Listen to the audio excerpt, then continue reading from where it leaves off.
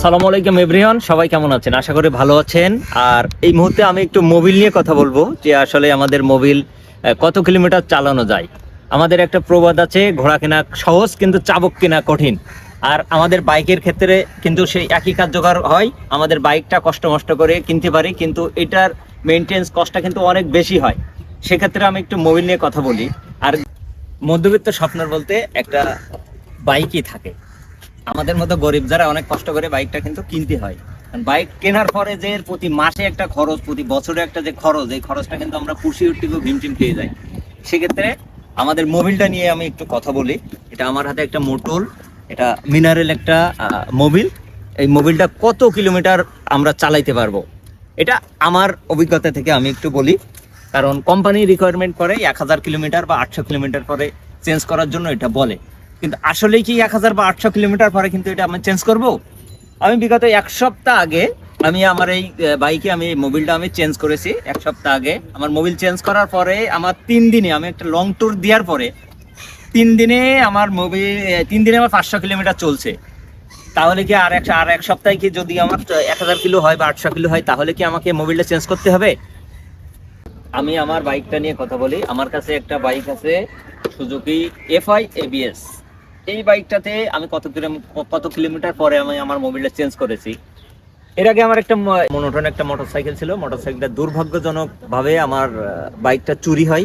এই বাইকটাতে আমি অনেক খরচ করতাম। 800 কিলোমিটার পরে আমি কিন্তু আমার বাইকটা মোবিল চেঞ্জ করতাম, সব ঠিক আছে। তো এই বাইকটা কেনার পরে আমি একটু উদাসীন হয়ে গেছি যে আসলে এইটা দেখি আমি আমার মতো করে চালাই, দেখি এটার কি অবস্থা হয়। এই বাইকটা 2 বছর বয়সে আমি এখনো মাস্টার সার্ভিস এটা দেইনি।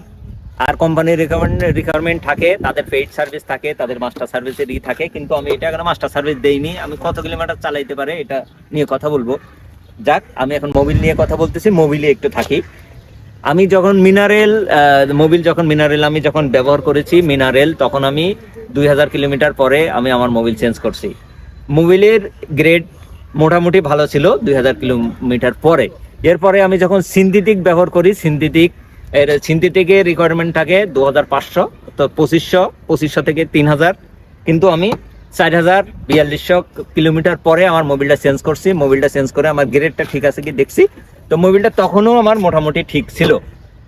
এখন আমার কথা যে মোবিল আসলে 800 1000 এটা কিন্তু পলিসি বলেন বা যারা হলো বিক্রি করে তাদের পলিসি বলেন, এটা কিন্তু হতে পারে।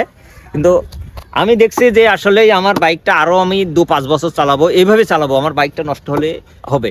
কিন্তু আপনাদের কথা আমি আপনাদের উপদেশ দিচ্ছি না, বা আপনাদের এভাবে আমার মতো করে আপনারা মোবিল চেঞ্জ করবেন, ব্যবহার করবেন, এটাও আপনাদের আমি বলছি না।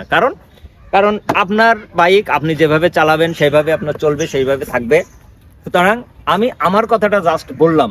এবং একটু আপনারা যারা বাইকার, আপনাদের কাছে আমি একটু প্রশ্ন রেখে যাই যে আসলেই যে 1000 কিলোমিটার পরে বা 800 কিলোমিটার পরে যে মোবিলগুলো চেঞ্জ করা হয়, এগুলো কি আদৌ কি ঠিক নাকি?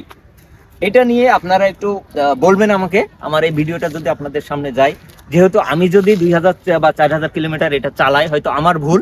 আর আমার ভুল পথে আপনাদের আমি হাঁটতে বলছি না, তবে আপনারা আমাকে একটু উপদেশ দেবেন আসলেই মোবিল কত কিলোমিটার পরে চেঞ্জ করা ভালো এবং কত কিলোমিটার চলবে, এটা আপনারা আমাকে বলবেন। ধন্যবাদ, সবাই ভালো থাকবেন। আমার ভিডিও যদি ভালো লাগে তা আমার চ্যানেলটা একটু সাবস্ক্রাইব করে পাশে থাকবেন। আসসালামু আলাইকুম।